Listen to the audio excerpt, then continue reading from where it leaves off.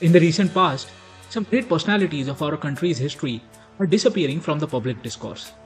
These personalities are not relevant for the politics in today's time, so the politicians do not remember them. The media, which is quite busy in setting its own narrative, hardly ever remembers them. And a syllabus that is taught in our schools never gives full justice to the contribution these people have made to our country. And there is very little content available about them on the new age social media platforms.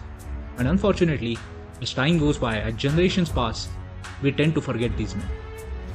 Sadly, this is what I think is happening with Lokmanya Tilak. Now, if you also think that we are forgetting certain personalities of our country's history, hit like on this video.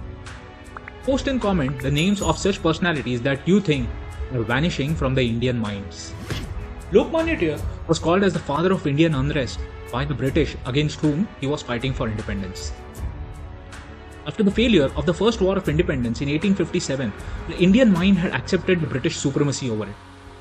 The educated class had begun serving the British civil services, and those leaning to the martial side had joined the army.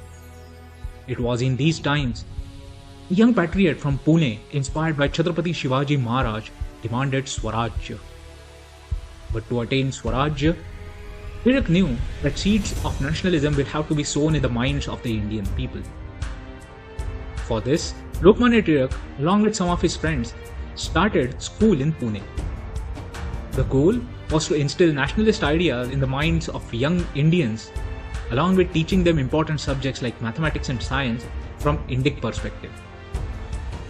To instill sense of nationalism in adults, Lokmanya Tilak and Gopal Ganesh Agarkar started two newspapers, Kesari and Maratha.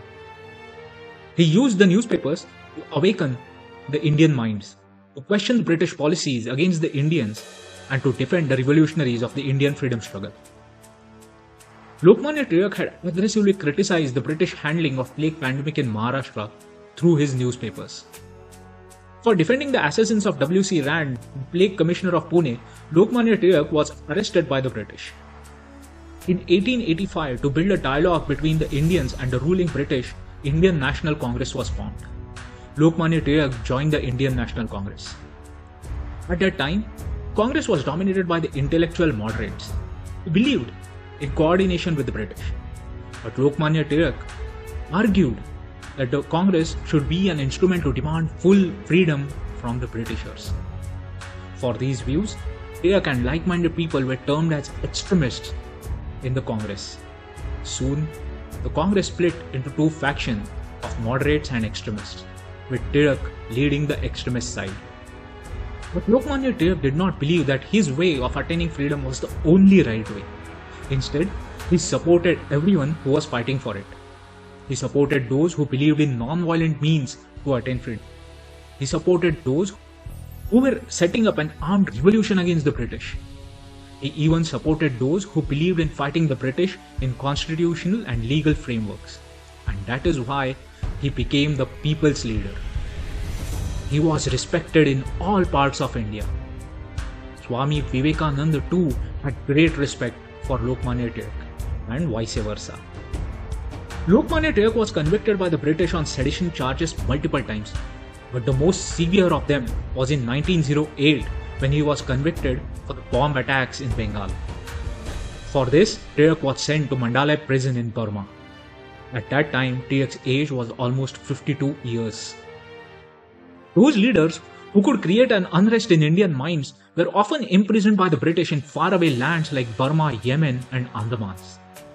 The hardships in the Mandalay prison deteriorated Tilak's health, and after 6 years, that is in 1914, Tilak was released from the Mandalay prison. After returning, Tilak once again started actively participating in the Indian independence movement. But now, after a 6-year gap, he no longer had the hold over Congress that he had before. The Congress now had new leaders with new ideas. Tilak's health no longer supported him to lead the freedom movement the way he had done in the past, and in 1920, Lokmanya Tilak passed away.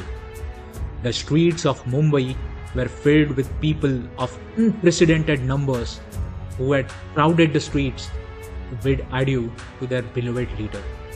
Lokmanya Tilak had begun Ganeshotsav, bring all people together, end discrimination, awaken patriotism, and gives scope to art among people. The Ganeshotsav, which was started with that noble thought, has now turned into an event which has become a breeding ground for local goons who turn into politicians. It is a place of chaos and mindless celebration, which is a sign of our stupidity and deterioration of leadership in the society. Lokmanya Tilak was an ideal leader, an ideal teacher, an ideal journalist, and an ideal personality. All these aspects are vanishing from our society as Lokmanya Tilak vanishes from our minds. If you like the video, hit like, share this video, post your thoughts in the comment below, and subscribe to the channel. We have made few other videos about Shivaji Maharaj's history on our channel. Click here to watch them.